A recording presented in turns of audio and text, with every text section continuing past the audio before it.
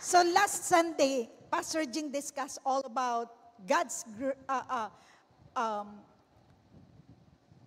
holiness through God's grace. And it's really by God's grace that we're going to attain this holiness. Mahirap pong magpakabanal. Tama ba? It is very hard to be holy.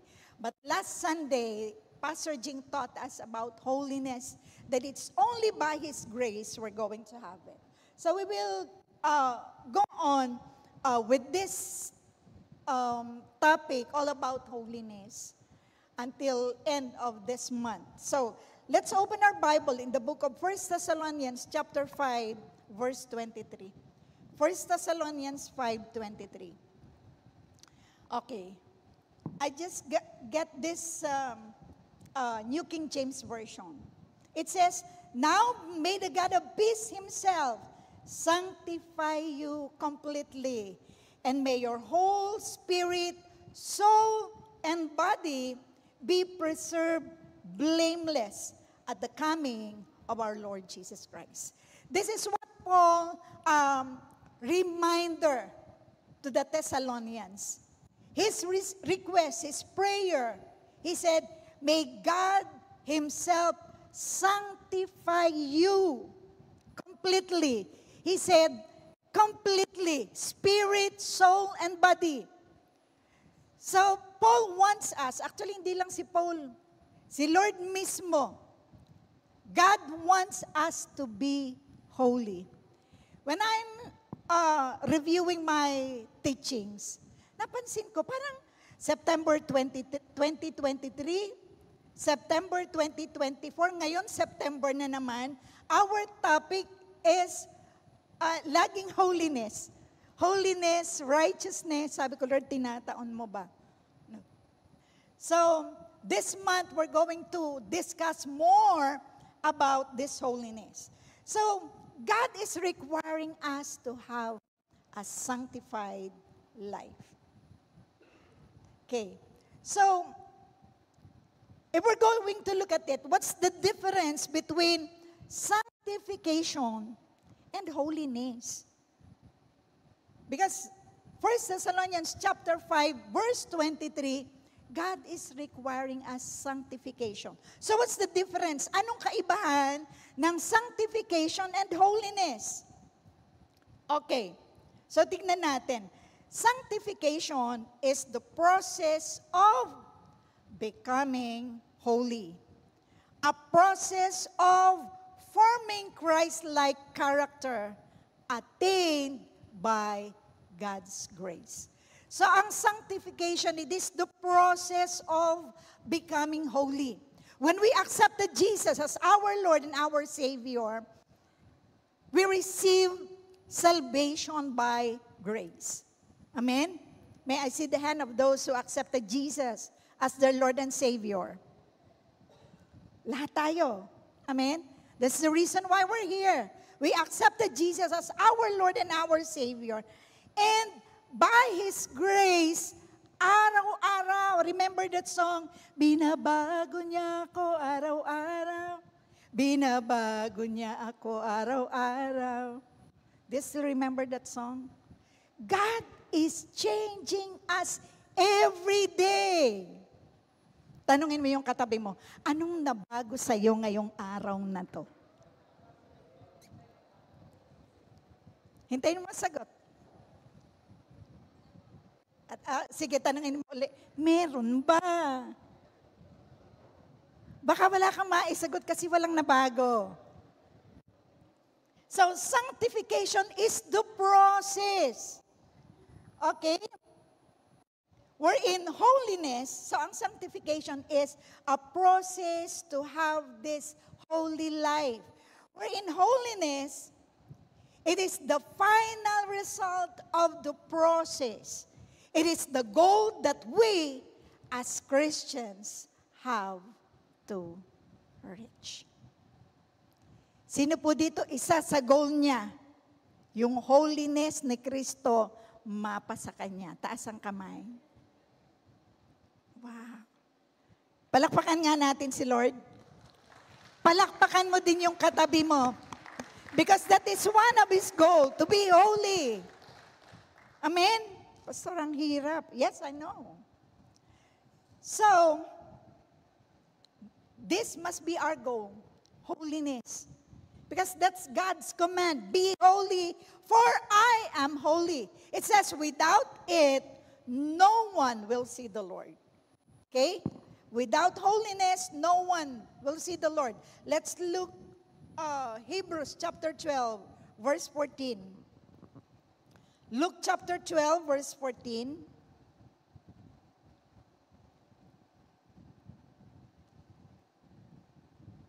Okay, this is what it says. Make every effort to live in peace with everyone and to be holy.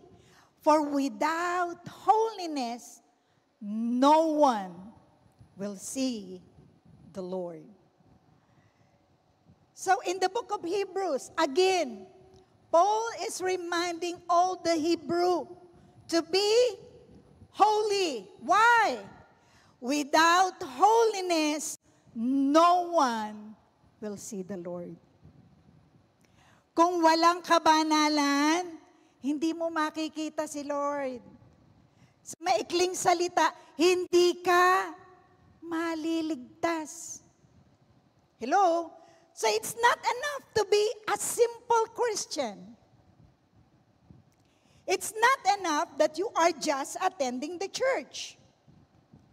Dapat holy ka. Remember that word that was 2023? Na-share ko na yon. Dapat holy ka. Sige nga, sabihan mo yung katabi mo, dapat holy ka. Ito po ang mostly na pagkukulang ng mga Kristiyano. We are satisfied just by attending the church. Remember this, holy life begins with a holy heart. Holy life begins with a holy heart. Holiness is not only having your halo here. Diba? Lumaki tayo, ang alam natin, pag holy, may halo. Humelo ka na lang. Pag nahilo ka, yun na. May halo ka na. So, it must begin from the heart. Dapat laging tama ang puso mo. Pumunta ka dito sa church, dapat tama ang puso mo. You came here not just to ask for God's blessing. Lord, pupunta ako sa church para ma-bless ako. Lord, pupunta ako sa church. Wala namang problema doon. I know and I believe God is going to bless us. But it must not be our motive in going to church. We came here because we want to worship the King of Kings and the Lord of Lords. Taas ang kamay yung pumunta dito kasi gusto niya sambahin ng Panginoon. Amen. So mga kapatid, I just want you to know that holiness, if holiness must start from the heart, it means holiness is a decision. Sabihan mo yung katabi mo, mag-decide ka na. Holiness is a decision. We know that we cannot change our heart. We cannot change our mind without the grace of God. Amen? You cannot make yourself holy. Only God can. Si Lord lang ang mayroong kakayahan para baguhin ang puso mo, para baguhin ang buhay mo. But you need to decide to be holy. You need to make your decision. Lord, I want to be holy. So, we are blessed here because ang JA1, one of the gift in our ministry is the inner healing and deliverance. Amen? And in inner healing and deliverance, kakambal ng deliverance, ang holiness. Hello? There are a lot of people, they are accusing us. Yeah, yung mga JA1, ganito, ang dami lang sinasabi. But this one thing that I really want to thank God. God has given us this ministry, the ministry of inner healing and deliverance, and we know, as what I have said before, kakambal ng deliverance ang holiness. Amen? Kung ikaw magpapadeliverance ka, hindi ka madi-deliverance if you are not holy. Hello? Bakit? You need to confess. You need to repent. Lahat ng pangit na naandyan sa puso mo, kailangan i-resist mo.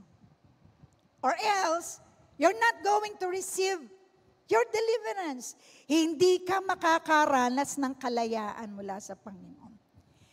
And, if you are the one who will pray for deliverance, of course, you also need holiness. Bakit? Ay baka paglabas ng demonyo ay sa iyo naman lumipad. Hello? Bakit baka may makitang entry point sa puso mo? Nagpa-pray ka ng deliverance, you're praying for someone, you're praying for somebody. No? And then, maybe the devil, if they're going to look in your heart, makikita niya, ay, ito na may nananalangin, ay siya ang mayroong problema ang puso. Baka na deliverance yung pinag-pray mo, pero lumipat sa'yo. So sa deliverance, it really require holiness. Dapat laging malinis ang puso. And we're so blessed because God has given us this gift. Amen? Amen po ba? Are you blessed that we are in inner healing and deliverance? Okay. So, in this life, it is impossible to be neutral. Every person has a master. It's either God or sin. Ang tanong, sinong master mo doon? Alin sa dalawa? Hello? Bakit? You cannot manipulate the consequences of your choice. If you're going to choose God or if you're going to choose sin, kailangan mamili ka eh. No? So you are free to choose between these two masters, sin or righteousness. Alin doon ang pipiliin mo? So, remember this, the currency of sin is death, and the currency of righteousness is life. Not just life, but eternal life. Taas ang kamay ng gusto ng buhay na walang hanggan. An eternal life with Jesus. Therefore, we need a holy life. Amen? Tell to somebody, once again, you need to be holy. We must be holy. Actually, the title of my message is, I am holy. It must be our declaration. Because this is God's command. Be holy, for I am holy. So, ang holiness is not a work program. It's not just a look or an outward act. Holiness is what we are. Ano ka ba? Sino ka ba? It is what you are inside and out. Ang ganda-ganda ng panlabas mo. Pero yung loob mo, bulok. Pero yung bulok, yung loob mo, sira. Ang holiness, hindi lang yung nasa labas. Kasi mabait ka. Kasi hindi ka magagalitin. Hindi ka nga nagagalit. Pero yung isip mo naman, you're always thinking of negative thing. You always think of something against someone or somebody. No? We always need to check our heart. Bread, pang baby lang yun. Sabihin mo yung katabi mo, hindi ka na baby. Gurang ka na. Ay, joke lang. Ang tagal mo ng Kristiyano, hanggang ngayon daily bread ka pa rin. Dapat nakaka 2 chapters ka na or 3 chapters a day. Kung 10 taon ka ng Kristiyano, at least you have read your Bible 10 times. At least once a year, you're reading your Bible from Genesis up to Revelation. Amen? Ako po kasi pag nagbasa, pagbuklat, yun na. Lord, what is your message? May tunog pa yun. So you need to have a sequence. Actually, in your Bible app sa cellphone, they already have their guide. What are you going to read in the morning and in the evening? And for sure, in 1 year time, you're going to read from Genesis up to Revelation. Sometimes in Bible app, hindi siya sunod-sunod eh. But at least you're going to finish the Bible itself. Promise. Kung wala kang Bible app, hindi ka marunong, use your Bible. Actually, I tried to. I'll try to be techie. Pero talagang siguro sa edad, pagbubukas ko kung ano-anong nabubuklat ko. So, until now, I am used to read my Bible. Yung Bible talaga, I'm going to open it. At least na-memorize ko yung sunod-sunod na book. Hello? Hindi ako natetempt to open my messages or maybe email or whatsoever. No. So, holiness is not a product of religion. So it doesn't mean you came to church, you're saved. It depends on your relationship with Him. And I'm going to repeat it. How is your relationship with God? Baka okay ka sa katabi mo, pero hindi ka naman okay kay Lord. Baka okay ka sa akin, pero hindi ka naman okay kay Lord. How is your relationship with Him? So, the question is, how? Ang tagal ko ng Kristiyano, paulit-ulit, pabalik-balik ako sa kasalanan ko. So, I have 3 things to share. How to be holy. Actually, I used these 3 words that I used yesterday during our Jericho walk or Jericho march. Now, these 3 things, the first one is obedience. When God commanded us to be holy, be holy. Sunod kay Lord. Obey Him. We need to obey Him. Amen? In 1 Peter chapter 1, verses 13 to 16, 1 Peter chapter 1, verses 13 hanggang 16, pwede pong pa-request na pababa ng electric fan. Masyado akong nahahasap. Sorry po. Okay, 1 Peter chapter 1, verses 13 to 16.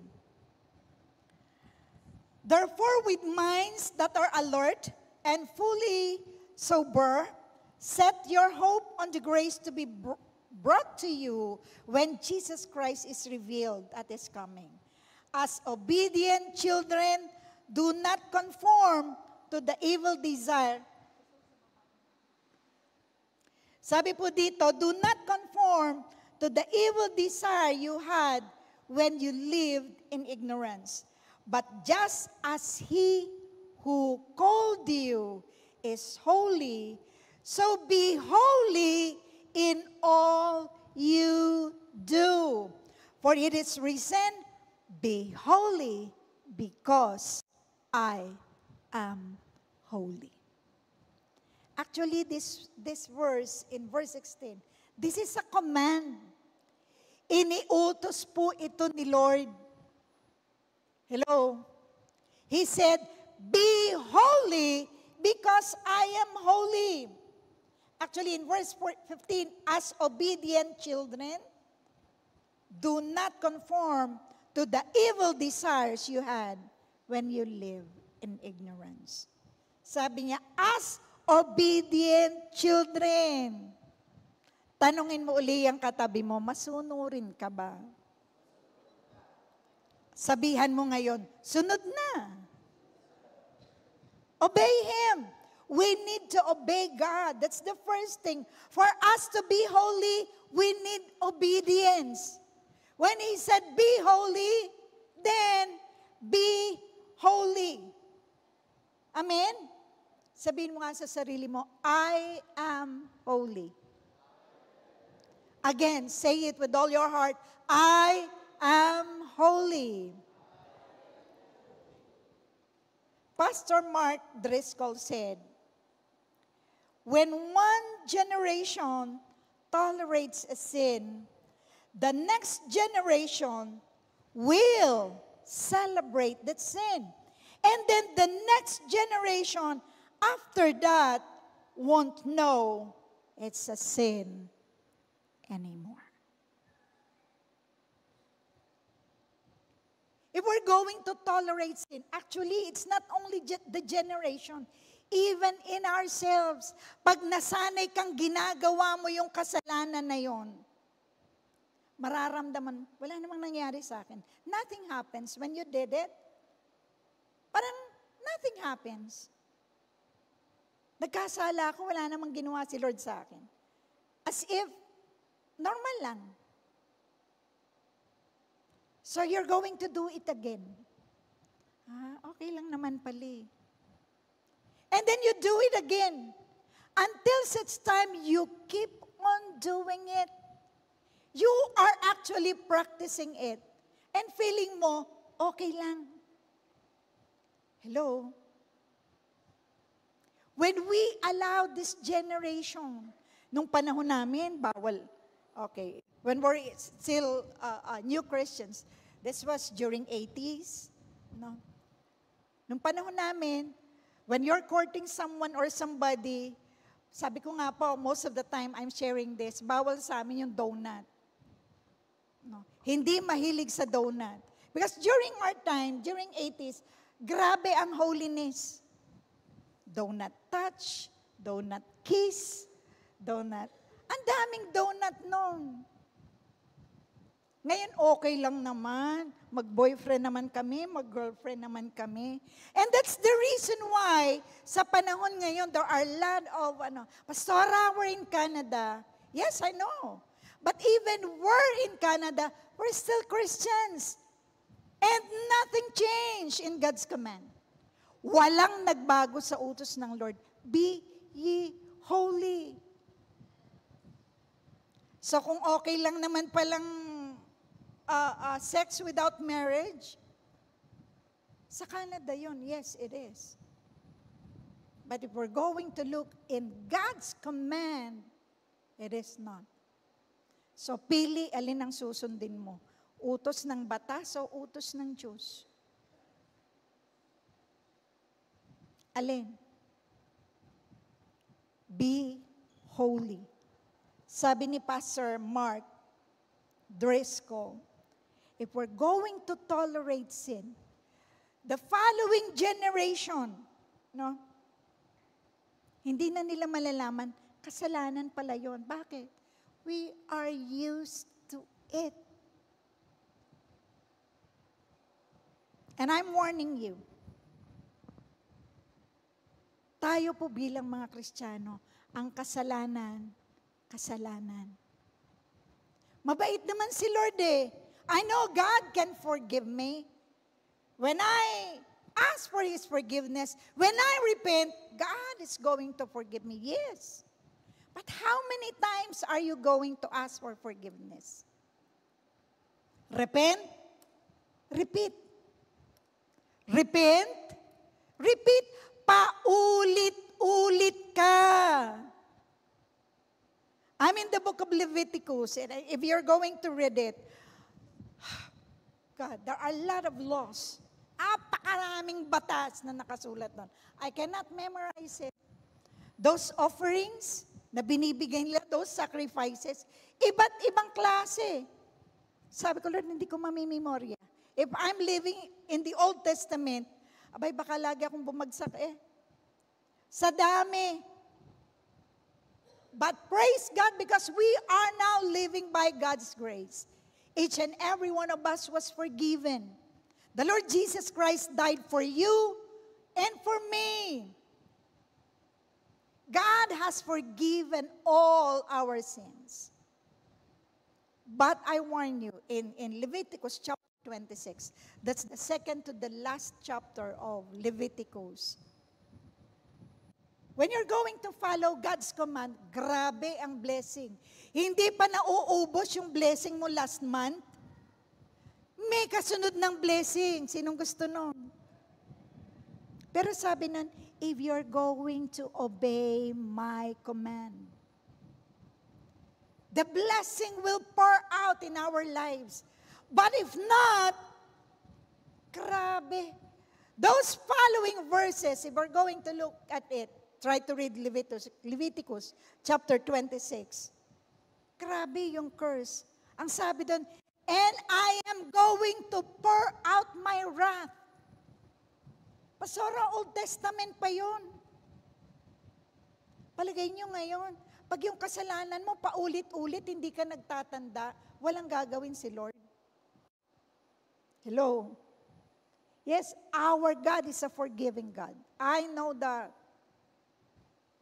But if you don't have a repentant heart, for sure, may gagawin din si Lord. Hindi pwedeng hindi tayo tuturuan ni Lord. Amen? So, please tell to somebody, obey. Laksan mo, obey. And the second one is faith. Hebrews chapter 11, verse 6. And without faith, living with us, it would be impossible to please God. For we come to God in faith, knowing that He is real and that He rewards the faith of those who passionately seek Him. So the big book of Hebrews, says, for without faith, it is impossible to please Him. And holy life is pleasing to God. We're going to sing a song before we end on our ministering, and the title of the song is, When I Look Into Your Holiness. And that song says, I worship you. The reason I live is to worship you. And that's the purpose of holiness, to please our God. If you really want to please God, be holy. Just believe, just have faith that God is going to change you. Pastora, ang hirap nga eh. It is very hard to be changed. It is very hard to renew my life. Kaya nga ako pabalik-balik. I remember, I already shared this during our soaking. There are 3 kinds of anointing: the kingly, the priestly, and the leper's anointing.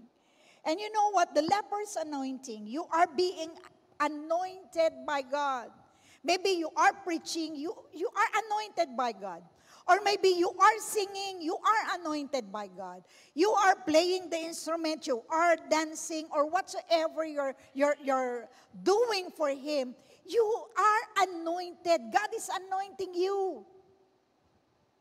Ang galing mong mag-preach, ang galing mong kumanta.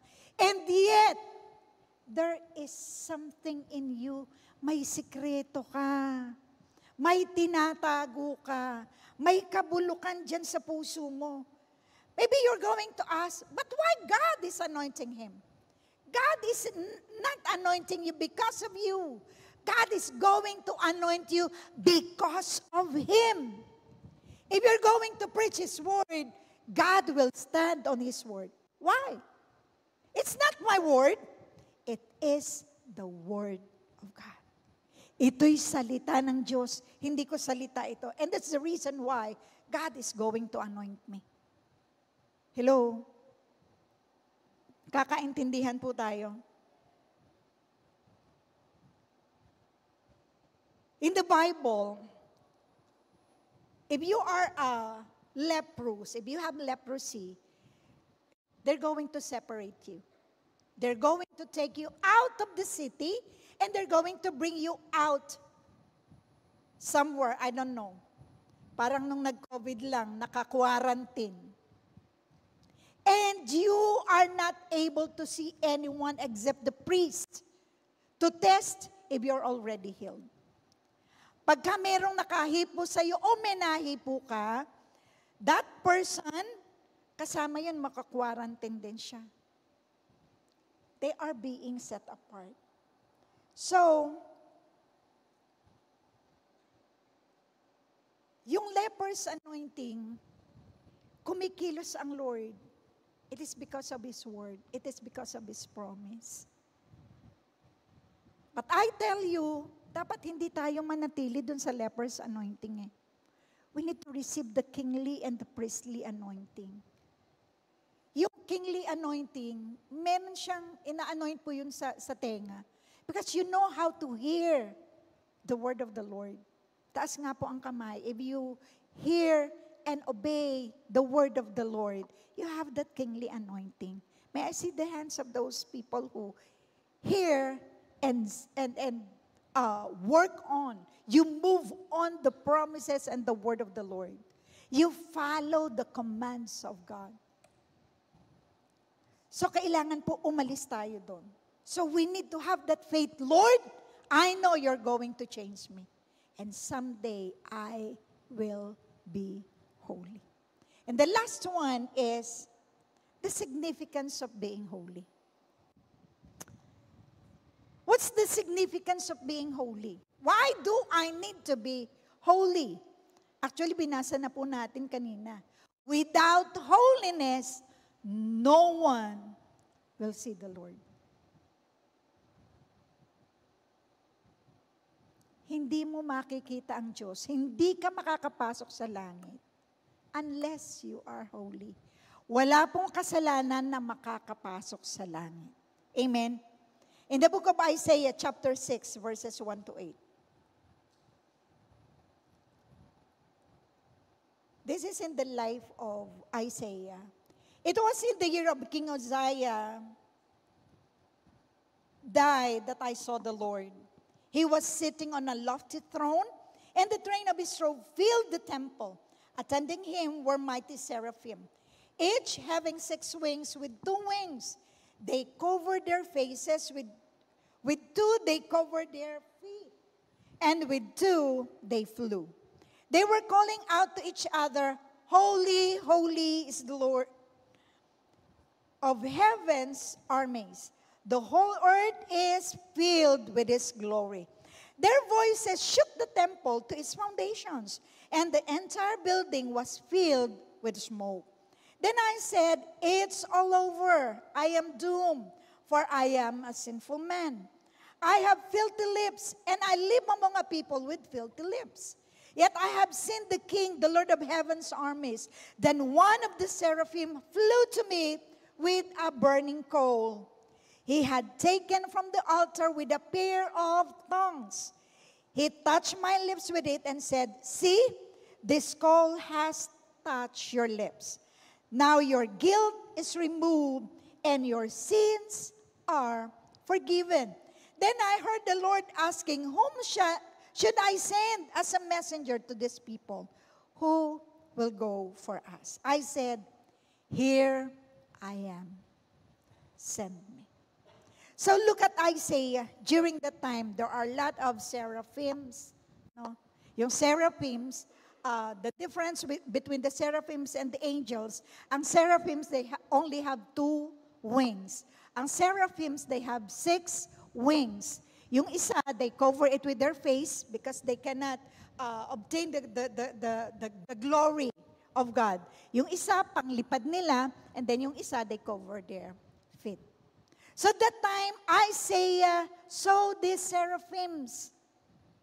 And then Isaiah told them, what will I do? I am a sinner. Makasalanan ako. When we're praying, lumalapit ba tayo sa Lord? Just like Isaiah. That you're bowing down yourself and saying, Lord, forgive me for I am a sinner. O nagkasala ka na, ay feeling mo, Lord, konti lang naman yun.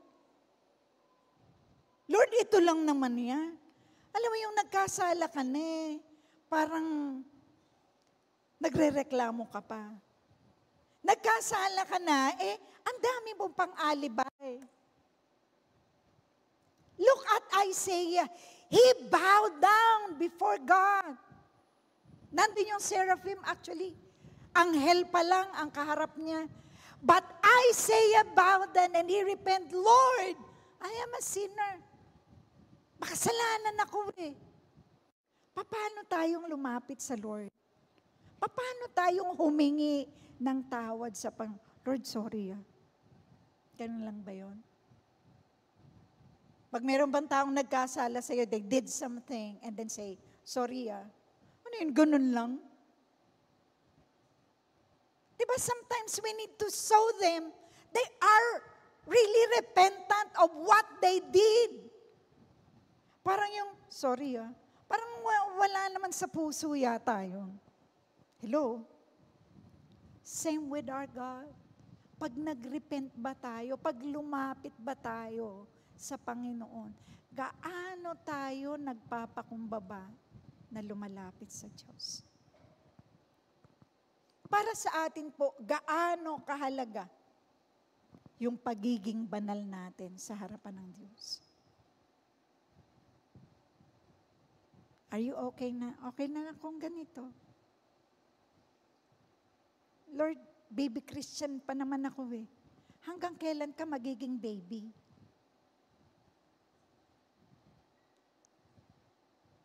Tanda mo na, itsurang baby ka pa. Ano nang tawag sa'yo? Ha? Lakse. Bonjing ka na.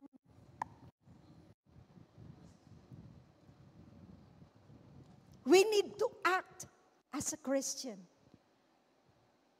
We need to act as a disciple of the Lord Jesus Christ. Yung disipulo na babago. Amen? So, si Isaiah, he is a sinner. And yet, he admit it. Ang nakakatuwa, right that moment, anong sabi nung seraphim? Kumuha siya ng coal, nilagay dun sa labi niya. You are cleansed, you are forgiven. Pinatawad ka na si Lord. When He died on the cross of Calvary, lahat ng kasalanan mo pinatawad niya. Lahat ng kasalanan mo, nilinis niya. Amen? The book of Romans, the last verse na banggitin ko po. Romans chapter 12 verse 1. Beloved friends, what should be our proper response to God's marvelous mercies? To surrender yourself to God, to be His sacred, living sacrifice, and live in holiness, experiencing all that delight His heart. For this become your genuine expression of worship. So our genuine expression of worship is to present our lives wholly to the living God. Taas ang kamay. If you really want to be holy in the sight of the Lord, please, I want you to raise your hand. This afternoon, just simply humble yourself. Let us humble ourselves before God. Ang holiness, this is not for God's good. This is for our own good. Si Lord walang mawawala sa Kanya. He will remain and will still be holy. Yung kabanalan, para sa iyo yun. That's for our own good. Para makapasok ka sa langit, we need to be holy. Ang tunay na pagbabago, nagsisimula kung saan nagtatapos ang dating ikaw. Kalimutan mo na yung dati mong buhay. You need to live a new life. Ibig sabihin yung mga barkada ko, hindi ko nasasamahan. Samahan mo pa rin. Because you need to share them the love of God. Kailangan ma-share mo si Kristo sa kanila. But please, huwag kang magpapadala sa kanila. Ikaw ang dapat magdala sa kanila. Amen? I'm going to end up in an illustration. But let me read my conclusion. To be set apart for God, our heart must first be set apart from the world. Remember the last time when I teach about righteousness. Righteousness, holiness, it is being set apart for God. Now, kung gusto mo ma-set apart ka para kay Lord, dapat ihiwalay mo muna ang sarili mo sa mundo. Makitang ikaw ay totoong Kristiyano. And I'm going to end up this message in an illustration. For almost a month now, meron po kaming kina-counselan, mag-asawa po ito. And they are both servant of the Lord. And this lady, she came to me, she's crying. And what do I need to do? I'm really suffering from this because my husband, they are married for 15 years. And her husband failed. Sabi nga ni Bishop, bumagsak sa tulay. Yan. Nahulog sa tulay pala. Sorry, buti na alala ni Pastor. Sabi ni Bishop, nahulog sa tulay. When he said nahulog sa tulay, you know what? Those Christians who are already married and then they have maybe an affair or basta pumasok sa adultery. And this woman said, Ninang, in 15 years, 4 times niyang ginawa. He did it 4 times in their 15 years of marriage. Sabi niya, I am so tired. Sabi niya, talagang parang nawawala na ako sa katinoan ng isip. Sabi ko, habang matino ka pa, ay umalis ka na. 15 years. Kasi sabi niya, I cannot make right decision. And sabi ko, habang matino ka pa, ay umuwi ka muna sa inyo. So umuwi po siya and pag uwi niya, sabi niya, Ninang, pwede bang kausapin niya yung asawa ko? Ganto. So, during our counseling, sabi ko sa kanya, siyempre napakahirap ng yung family niyo ay broken family. Pero kung ganyan naman ang ginagawa niya, sabi ko, turuan mo ng lesson. Naka-4 na sobra na. Sabi ko, kung ako naka-experience, but in Jesus' name, hindi ko na mararanasan yun. Sabi ko, hindi makakadalwa sa akin yun. Kaisa pa lang, iiwanan ko na. Sabi yung Ninang naman, masyado. Sabi, naka-4 na, hindi na nagtanda. And during our counseling, there is one thing na nalagay sa puso niya. Kasi ang sabi ni pastor sa kanya, this time you need to teach him a lesson.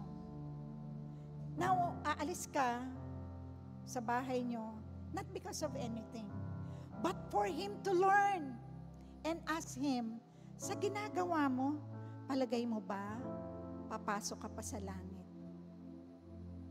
Alam niyo ba yung asawa niya napaisip? Sabi niya, Pastor, gusto ko pong magpa-counsel sa'yo. Sabi ko, kayo na lang mag-usap, lalaki sa lalaki, at least. And that one thing, na pumasok sa isip niya, natakot siya. No? And he's thinking of that.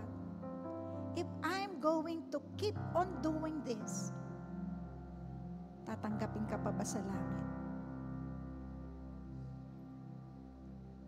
And praise God, sabi niya, Pastor, paano po ba tumanggap ng disciplinary action?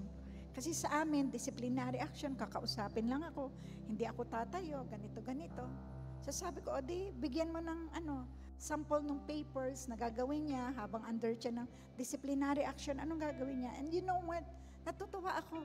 Because this time, he is very repentant. Pero sabi ko sa asawa, huwag ka munang uuwi hanggat hindi nagtatanda yung asawa mo. No. You need to give him a lesson. Until ma-experience niya. Sabi nga ni Pastor, are you doing fasting? Yes po. Kung nagpa-fasting ka, dapat nag-speak si Lord sa'yo.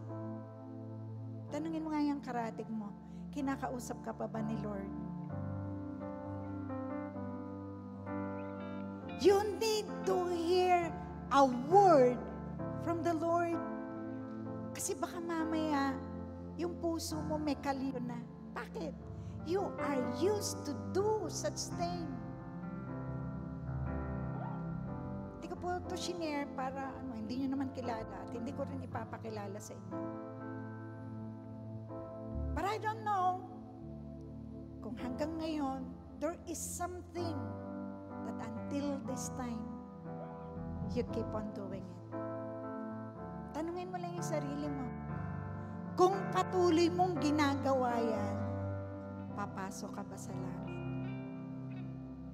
This afternoon, there's one thing na gusto pong ma-experience natin. I-declare natin, sabihin natin, Lord, I am holy. And I am decided to be holy. Kung desidido ka, if you are decided to be holy, I want you to stand on your feet. We're going to sing this song, and let us sing this song as a prayer of our heart. Panalangin po natin.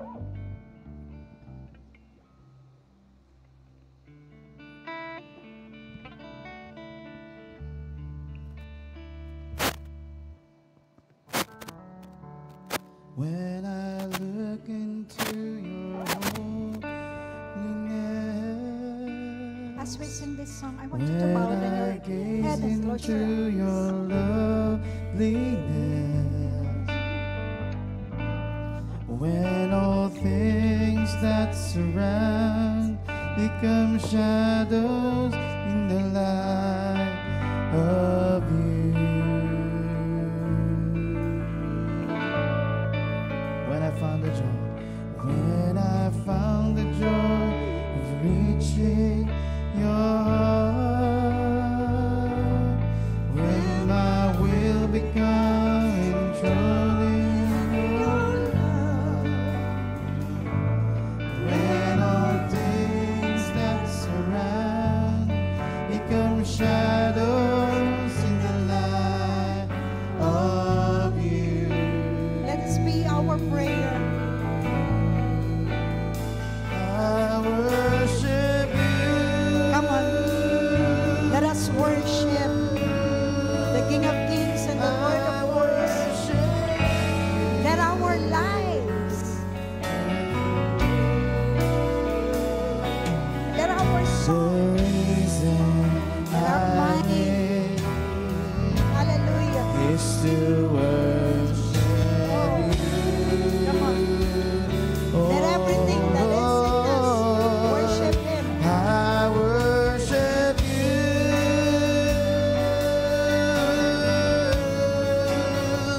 I worship you.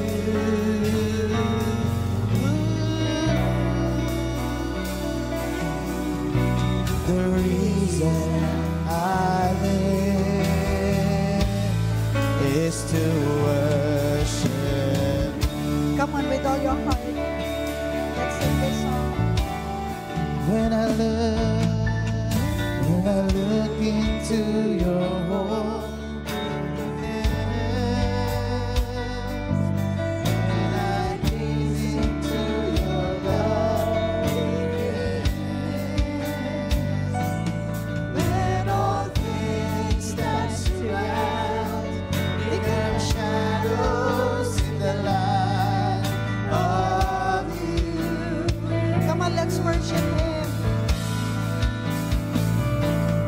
When I found the joy of reaching your heart, when I will become controlling your when all things that surround become shadows in the light of you. Sabihin mo sa Lord, I worship you. I worship you.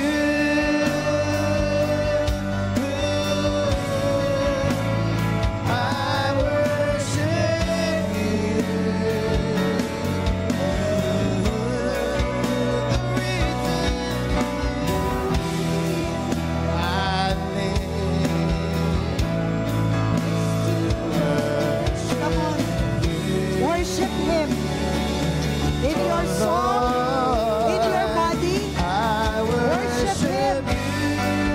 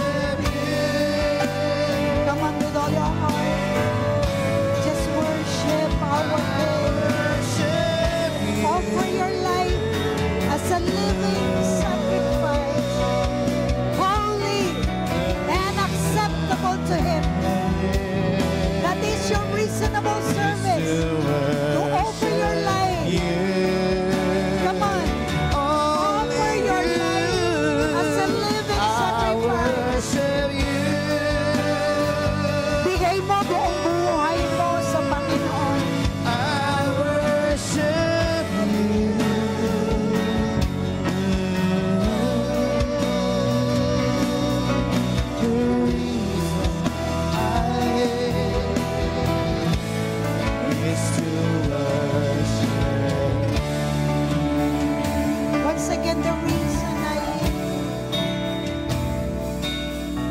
The reason I live is to worship you.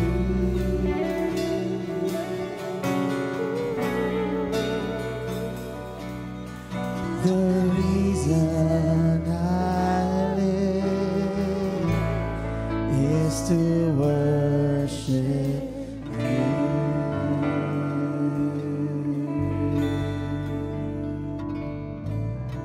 Father, heart God, this afternoon, we offer our lives to you as a living sacrifice. For we know this is our reasonable service. This afternoon, Father, heart God, we repent from all our sin. And we're praying, Lord God, we're not going to repeat and repeat and repeat it again. But Father, with repentant heart, we come to you. Cleanse us. Forgive us, O Lord. Let the blood of Jesus saturate our hearts, Father. And this afternoon, we're asking, holy life will flow upon each and every one of us. Your word says you will make us a holy nation. We're going to practice a holy life. We're going to live a holy life, Father. Because your word says, Lord God, without holiness, no one will see the Lord. We want to see you. Lord God, we want to experience this salvation. Gusto naming makapasok ng langit. Kaya ang pangako namin, mabubuhay kami ng buhay na punong-puno ng kabanalan. We will thank you because by your grace, you will lead us and you will guide us. We will thank you. We ask all of this. In the mighty name of Jesus we pray. And everybody say, Amen. Amen. And